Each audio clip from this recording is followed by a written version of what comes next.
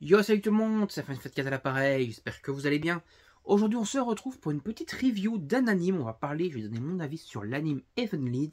Heavenly, c'est un anime que j'avais en DVD depuis pas mal d'années en VOSTFR, que j'avais déjà bien apprécié à l'époque. Et là, je l'ai redécouvert qu'il était sorti en français, qu'il y avait une version française, qui je pense est assez rare. En tout cas, cette version française est plutôt de bonne qualité. Et donc, je me suis rematé la série en version française. Et donc du coup, je vais vous donner mon avis du coup sur la série. La série est donc plutôt gore, trash, etc. Mais il y a plusieurs touches dedans. Donc on a de la science-fiction, on va dire. Donc on a une espèce de mutation, on va dire, génétique chez les humains qui deviennent une race appelée Diclonus, qui ont des petites cornes sur leur tête et en plus une paire de bras invisibles, voire plusieurs paires de bras invisibles. Voilà, en fonction, on va dire, du niveau du Diclonus. Parfois, il y en a plein il y en a qui en ont parfois jusqu'à une vingtaine, voire même plus, de paires de bras invisibles. Et donc ces monstres, ces créatures, ces humains en fait, voilà, c'est des humains mais génétiquement modifiés, ont des pouvoirs donc liés à ces bras invisibles, à d'autres trucs, qu'ils sont assez dangereux, assez puissants. Et donc ces humains, cette nouvelle race d'humains fait peur du coup aux humains normaux. Voilà, on va dire c'est un peu une mutation, un peu comme dans les X-Men. Et donc du coup, il y a des groupes de scientifiques qui vont enquêter là-dessus pour essayer de trouver un vaccin à remettre à cette mutation, qui vont un peu du coup les exploiter comme du bétail, comme des souris de laboratoire. Et donc du coup, dès qu'ils trouvent des Diclonus, ils vont un peu les enlever et tout ça.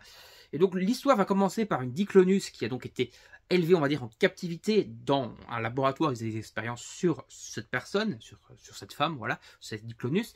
Elle va s'évader de ce laboratoire et après, du coup, on va partir un peu plus dans des délires parce qu'il va y avoir du coup des gens qui vont la poursuivre. Du coup, elle va les tuer grâce à ses pouvoirs.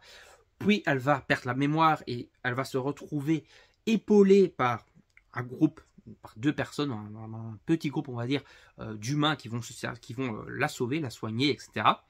Et après de fil en aiguille, on va se rendre compte qu'en fait cette Diclonus et le garçon donc, qui l'a recueilli sont en fait liés l'un à l'autre. Mais ils ne le savent pas, les deux ont perdu la mémoire et petit à petit les deux vont retrouver la mémoire dans tout ça et un peu se rendre compte que voilà, ils se sont retrouvés là, ils ont l'air de bien s'entendre, mais qu'à la base en fait quand ils étaient jeunes, il y avait eu un truc vraiment grave entre eux, etc.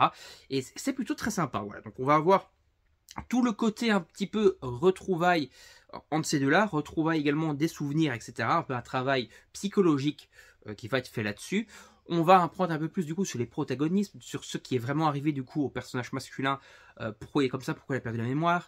On va apprendre plus sur les Diclonus, on va apprendre un peu plus sur leur race, sur leur pouvoir, sur l'évolution on va dire du genre humain dans ce genre-là. Et il va pas mal d'actions comme ça. En plus de tout ça, il va avoir du coup le labo, des militaires, des scientifiques, etc. qui vont essayer à tout prix de la recapturer pour la ramener au laboratoire. Et du coup, il va y avoir des affrontements, on va dire, assez épiques. Donc, entre des humains armés d'armes à feu et elle avec ses pouvoirs, du coup, qui sont assez stylés. Il va y avoir également des combats entre plusieurs Diclonus, donc qui auront tous les deux des pouvoirs, qui vont faire des chorégraphies de combats assez stylées.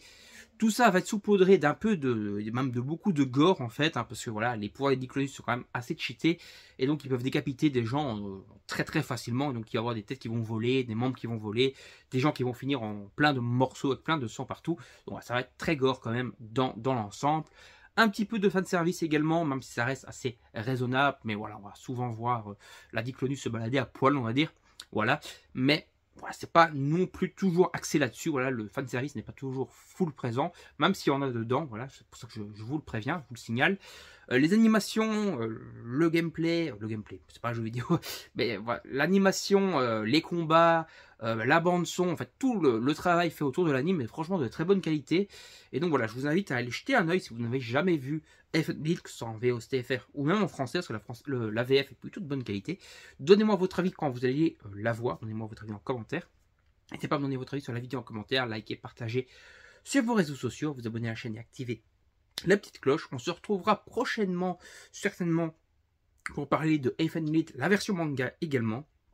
Parce que la version, parce que le manga existe, il y a une version manga qui a été sortie en 12 tomes il y a pas mal d'années. Ils ont refait une édition perfecte chez Delcourt Tonkam il y a à peu près 1 an ou 2 ans, qui a été condensée en 6 volumes, donc des doubles volumes, qui sont de très bonne qualité. Donc cette édition perfecte est vraiment très bonne. Et donc voilà, je pense que je vous ferai une vidéo pour parler un petit peu de la monture manga également. Allez, on va s'arrêter là. J'espère que la vidéo vous a plu. Salut tout le monde, on se retrouve du coup pour des prochaines vidéos, que ce soit anime, manga, jeux vidéo ou autre. Salut tout le monde, salut.